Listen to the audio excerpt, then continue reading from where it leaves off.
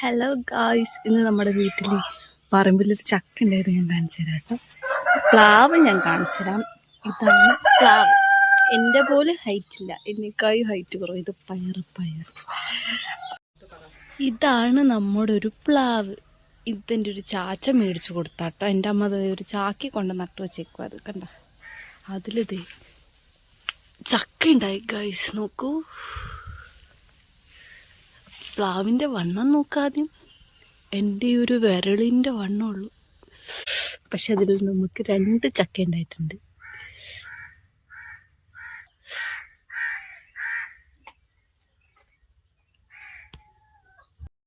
അതുപോലെ തന്നെ ഒരു സെയിം ചെറിയ കമ്പിൽ പേരൊക്കെ ഉണ്ടായിരിക്കുന്നത് കണ്ടോ.